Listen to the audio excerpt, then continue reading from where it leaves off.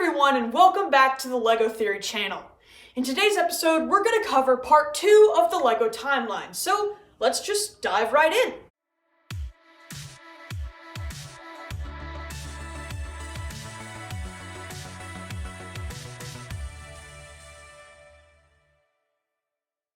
Okay, where we last left off, we talked about life on Mars in 2001. Up next on the timeline is another 2000s classic, Powerliners. This took place deep underground after reports of earthquakes literally shook the Earth. They find that the source of the quakes are rock monsters getting a little too hungry, and they capture them. After this, they explore even deeper into the lava-y areas of the Earth. This part requires some expertise, so they hire Dr. Brains, a specialist on the topic. After this, Brains goes on to work with the Atlantis crew in their search for Atlantis. Speaking of Atlantis, Samantha Rhodes tricks a salvage crew into an underwater mission for the Lost City. They encounter numerous monsters and eventually open the gate to the city. That's where the movie ends, and I'll leave a link to the full movie in the description. Anyway, they find Atlantis and become heroes. But when they're about to find the Golden King himself, who's been in charge of all of this Atlantean evil, he's picked up by a spaceship. Surprise, surprise, it's our boy Hypaxis 8. After this, alien conquest takes place in what I'm guessing is 2011. The ADU brings him down, but Hypaxis still has one trick left up his sleeve: dinosaurs. They roam across jungles all across the world, and some dino hunters led by Josh Thunder go after them.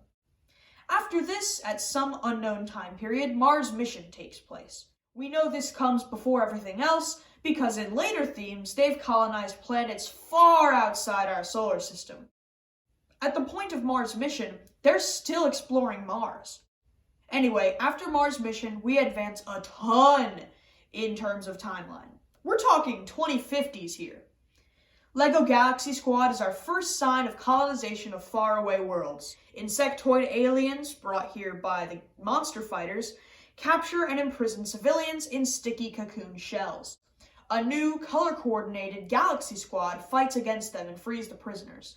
By the way, the Galaxy Squad soldiers look a lot like a more visually updated classic space soldiers. Maybe there's something to that. We'll come back to it later. After this, Ultra Agents takes place on what we can assume is Earth, with Solomon Blaze leading the fight against supervillains. Then Classic Space begins. Brave Legoland astronauts bring moon samples back to Earth before exploring super far-off planets and colonizing them. This takes place in the year 2079 from a piece in the 926 Command Center set. Then factions start to form deep in space, namely Futuron and Blacktron. Futuron houses civilians, and Blacktron fights for total chaos. The Space Police faction protects Futuron, and everything seems fine. Blacktron is suppressed for now. Then, in the year 3777, NASA makes a time machine and sends Dr. Cyber and his partner Tim through time. Then, the Galactic Council forms to make sure everyone stays safe. After this, Mtron emerges with powerful magnetic mining and salvaging tools. Also at this point, Blacktron Future Generation emerges to fight back against the power of the Galactic Council.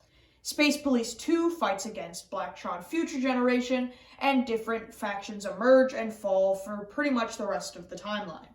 For more info on these factions, see my Space Connected Universe episode. And that's the end of this timeline for now. Peace and petty crime in the void of space. And that's where this season comes to an end.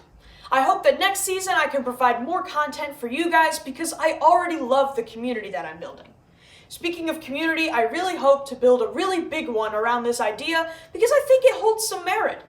And if you enjoy this channel, please be sure to like, to subscribe, and especially to comment because I love seeing your guys' reactions to my videos.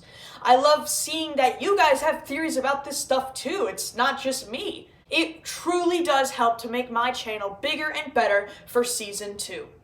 So I guess, without any further ado, play well and tell great stories. See you guys in Season 2.